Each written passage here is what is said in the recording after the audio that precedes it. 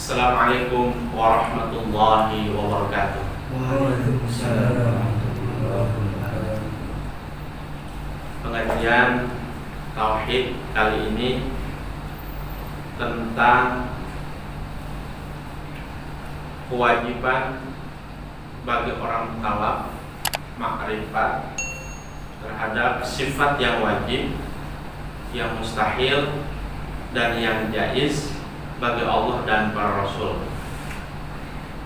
Bisa kita lihat pada bait ke-9 dan bait ke-10 kitab Jawharatul Tauhid, atau ada di halaman 21 sampai halaman 23 dalam kitab Tuhfatul Murid ala Jawharatul Tauhid. A'udzu billahi minasy syaithanir rajim. Bismillahirrahmanirrahim. Wa kullu man kullifa syar'an wajaba alaihi ay ya'rifa ma qad wajaba lillahi wal jaiza wal mumtani'a wa mithla dzali ruslihi fastami'a.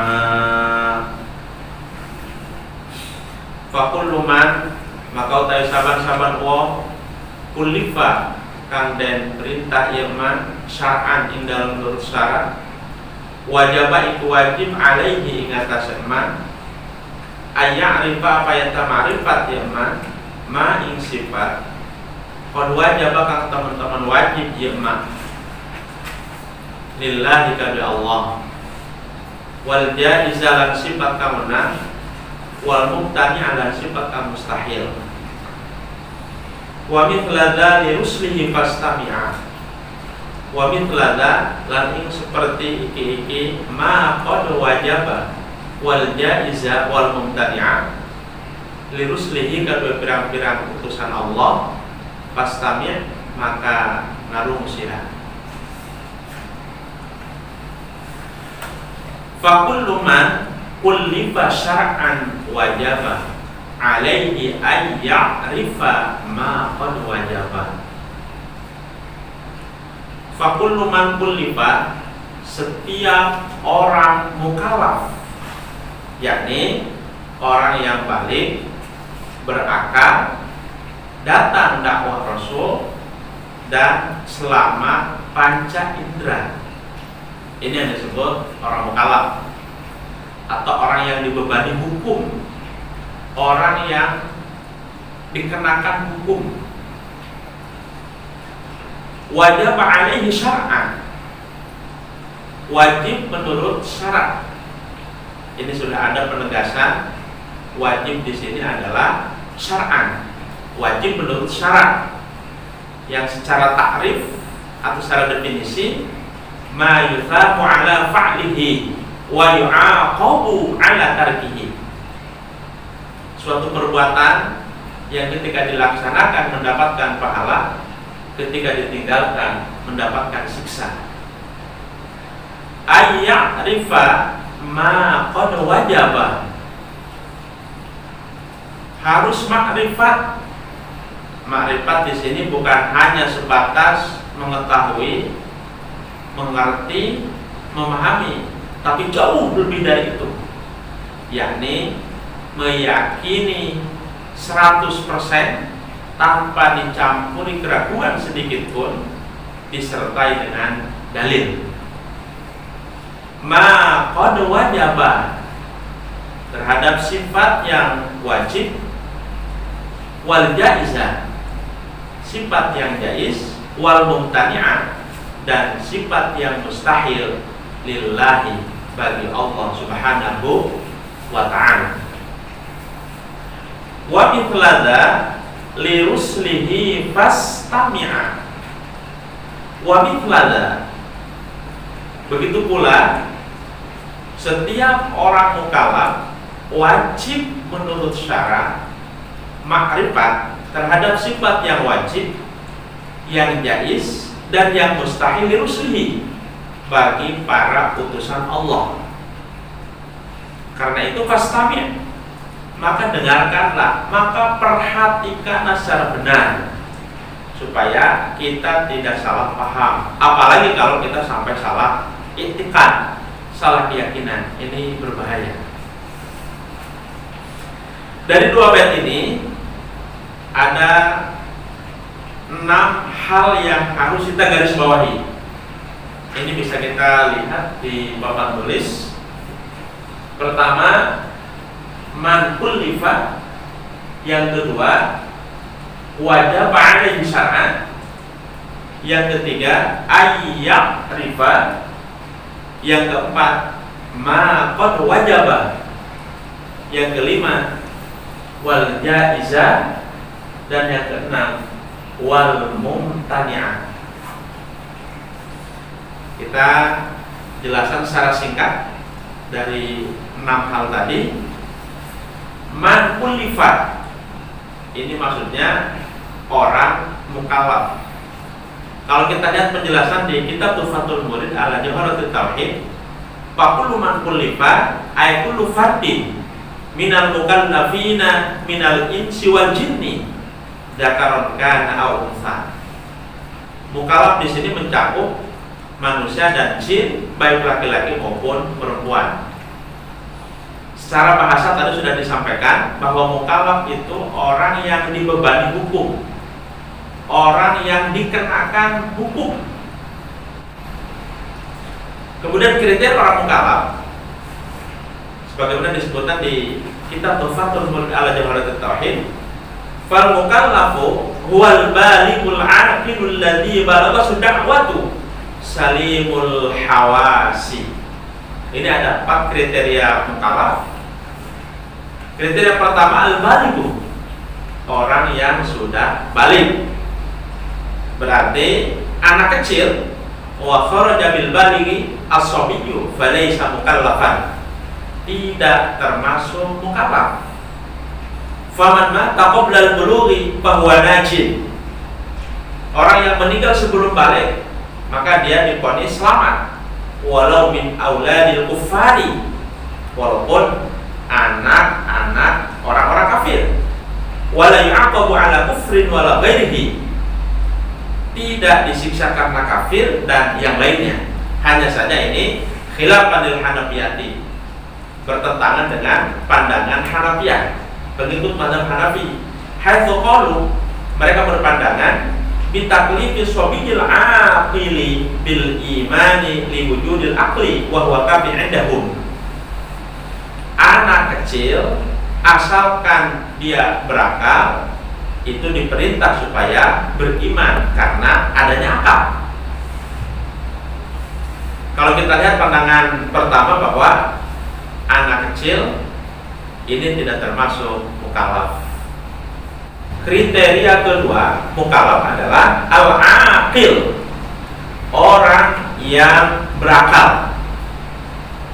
Orang gila jelas ini tidak termasuk mukallaf. Wa kharaja bil aqili al-majnunu falaysa bimukallafin. Wa kada sakran ghairul muta'addi. Begitu pula orang yang mabuk yang tidak disengaja, ini termasuk ghair mukallaf. Kriteria mukallaf yang ketiga, alladzi balagha da'watu, datang dakwah Rasul. Wa kharaja billadzi balagha da'watu man lam tablughu bi anna sa'a fi sahbi jabalin falaysa bimukallafin 'ala al-asahhi. Tidak termasuk mukallaf orang yang tidak datang dakwah Rasul, seperti orang yang tinggal di puncak gunung yang jauh kemana-mana. Dia seorang diri, tidak datang informasi kepada dia, falaysa bimukallafin 'ala al-asahhi. Ini tidak termasuk mukallaf menurut pendapat yang lebih sahih. Nah, sekarang timbul pertanyaan, bagaimana orang yang ada pada zaman Patra? Ini bisa kita lihat di kitab ini. Bal madhabul haqqu an ahlal fatrati bi fathil fa'i wa hum man kanu baina azminatir rusuli au fi zamanir rasulil ladzi lam yursal ilaihim najuna wa in baddalu wa ghayyaru wa abadul asnama. Ahli fatrah, yakni orang yang ada di antara zaman para rasul atau di zaman rasul yang tidak diutus kepada mereka, seperti yang terjadi pada ibu bapaknya Nabi Muhammad SAW, yakni Sayyidina Abdullah dan Sayyidatuna Aminah. Syariat Nabi terdahulu sudah tiada, syariat Nabi yang baru belum datang. Najuna, mereka yang ada pada zaman Fatrah ini diponis selamat.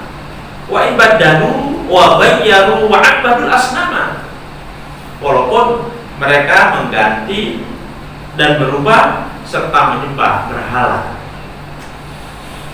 Jadi pendapat di sini bahwa orang yang ada pada zaman Fatrah itu semuanya najuna, selamat.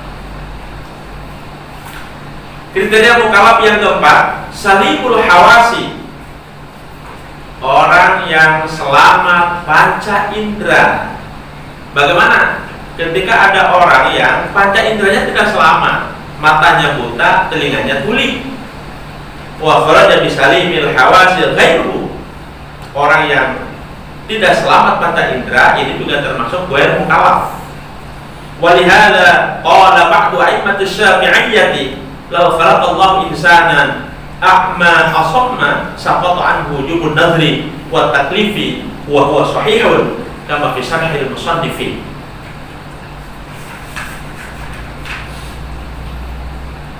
Pendapat sebagian a'immatus syafi'iyyah,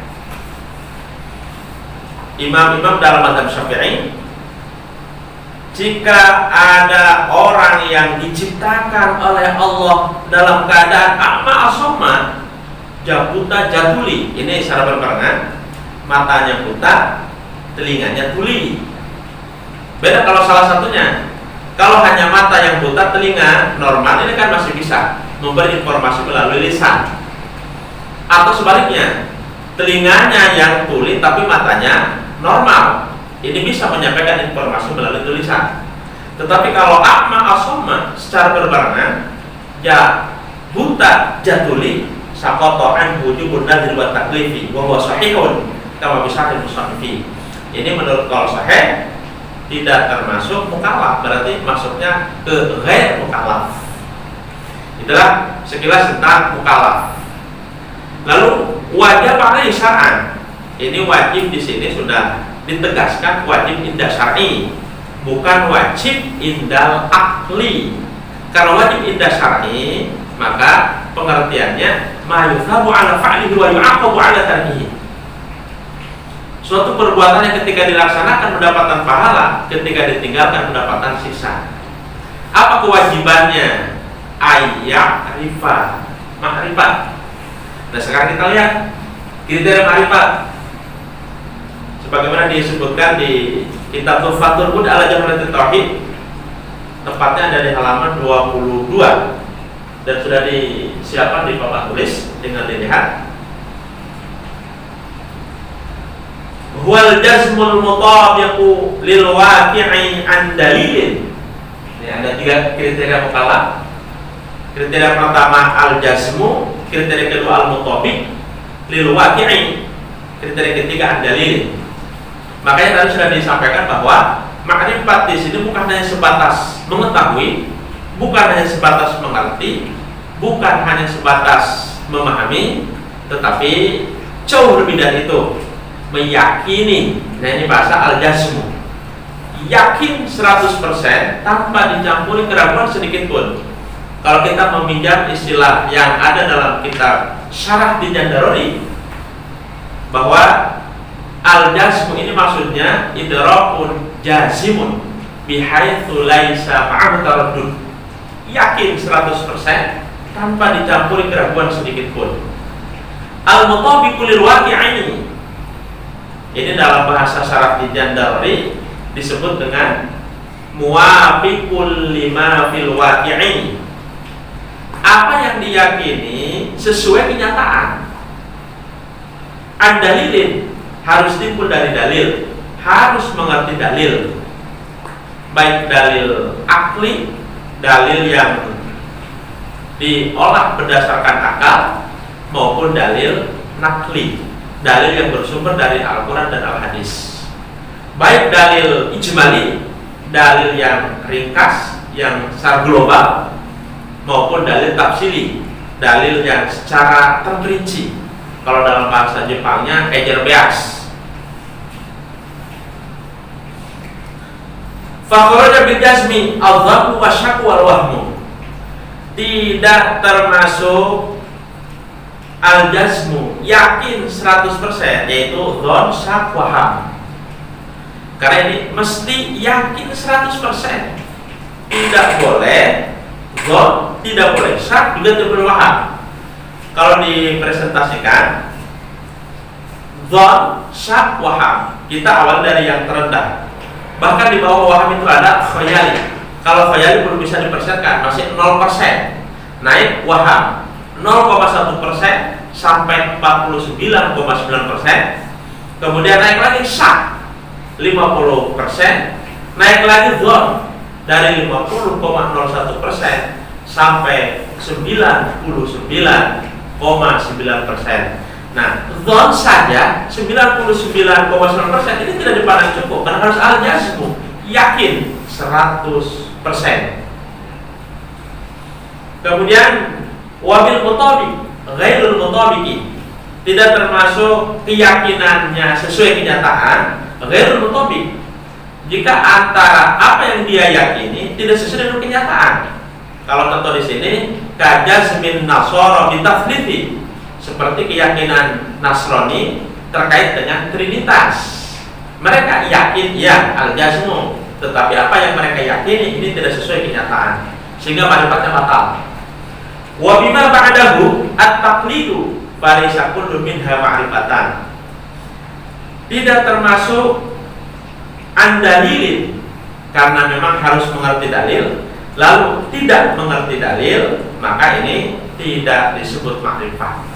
Jadi kalau mau disebut ma'rifat, tiga-tiganya harus ada: al-jazmu, al-mutabiqu lil waqi'i, dan an-dalilin. Kemudian yang berikutnya, maqad wajibah. Orang mukallaf diwajibkan oleh syara agar makrifat terhadap maqad wajibah, sifat yang wajib, wal jaizah, sifat yang jaiz, wal mumtani'ah, sifat yang mustahil, lillahi, bagi Allah. Wa min taladali ruslihi, begitu pula bagi para rasul. Nah, yang dimaksud wajib pada maqad wajibah ini maksudnya wajib indal akli, bukan wajib indal syar'i. Kalau wajib indal akli, maka kita kembali kepada pengertian wa qad arraful wajibah fi hadzal fanni bi annahu ma la yutasawwaru, dalam bentuk maf'ul, bisa juga dalam bentuk fa'il, ma la yatasawwaru fil aqli adamuhu, sesuatu yang tidak masuk akal tidak adanya, berarti harus ada. Ini yang termasuk maqad wajibah. Kemudian wal jaizah, sifat yang jaiz, wa qad arrafuhu bi annahu ma yasihhu fil aqli wujuduhu taratan wa adamu ukhra, sesuatu yang sah, yang masuk akal adanya dan tidak adanya, ini jaiz indal akli. Kemudian wal mumtani'ah, sifat yang mustahil. Maksud mustahil di sini kita lihat bagaimana takrif yang dibuat oleh ulama di tauhid. Wa qad arrafuhu atau arrafuhu bi annahu ma la yatasawwaru fil aqli wujuduhu, atau bisa ma la yatasawwaru fil aqli wujuduhu, sesuatu yang tidak masuk akal adanya, berarti harus tidak ada. Sekali lagi, wajib indal akli, mustahil indal akli, dan jaiz indal akli. Kalau tadi pengertian wajib indal akli, sesuatu yang tidak masuk akal tidak adanya, berarti harus ada. Mustahil akli, sesuatu yang tidak masuk akal adanya, berarti harus tidak ada. Sementara jaiz akli itu sah adanya dan sah tidak adanya. Nah, karena ini kewajiban kita agar kita makrifat kepada sifat yang wajib di Allah, yang mustahil di Allah, yang jaiz di Allah. Begitu pula sifat yang wajib dan yang mustahil serta yang jaiz bagi para rasul. Yang kita sebutkan secara keseluruhan jumlahnya ada 50 sifat. Ini yang harus kita makrifat. 50 sifat itu terdiri dari sifat yang wajib di Allah 20, sifat yang mustahilnya 20, sifat yang jaiznya 1, jumlah 41. Nah, ini yang disebut akidah uluhiyah. Kemudian sifat yang wajib di para rasul 4, sifat yang mustahilnya 4, sifat yang jaiznya 1, jumlah 9. Ini yang disebut akidah nabawiyah. Ini harus makrifat kita. Ketika memang di dalam tauhid ada yang berbeda menghitung jumlah sifat yang wajib bagi Allah antara Imam Abu Mansur Al-Maturidi, Imam Abul Hasan Al-Asy'ari dan Imam Ar-Razi. Imam Abu Mansur Al-Maturidi menyebutkan sifat yang wajib di Allah yang harus diketahui oleh kita itu berjumlah 20 sifat. Nafsiyah 1, wujud, salbiyah 5, kidah, baqa, mukhalafatul hadithi, qiyamu bi nafsihi wahdaniyah, ditambah ma'ani 7, qudrat, iradat, ilmu, hayat, sama, basar, kalam, ditambah manawiyah 7, qadiran, muridan, aliman, hayyan, sami'an, basiran, mutakaliman. Menurut Imam Abul Hasan Al-Asy'ari bukan 20 tapi hanya 12. 12 itu terdiri dari salbiyah 5 dan ma'ani 7. Sementara menurut Imam Ar-Razi 13. Masuk nafsiyah 1, salbiyah 5, ma'ani 7. Karena kita ngaji kitab di pondok pesantren ini, kitab dari Imam Sanusi, kemudian kitab dari Syekh Ibrahim bin Muhammad Al-Baijuri, tentu kita akan menjumpai sifat yang wajib di Allah itu berjumlah 20. Karena ini sama dengan apa yang disampaikan oleh Imam Abu Mansur Al-Maturidi. Demikian sekilas tentang orang yang mukallaf wajib makrifat terhadap sifat yang wajib, yang mustahil, dan yang jaiz bagi Allah dan para rasul. Semoga kita semua termasuk orang yang bisa makrifat terhadap sifat yang wajib, mustahil, dan jaiz bagi Allah dan para rasul, sehingga kita bisa selamat dunia dan akhirat. Wallahu a'lam bishawab. Assalamualaikum warahmatullahi wabarakatuh.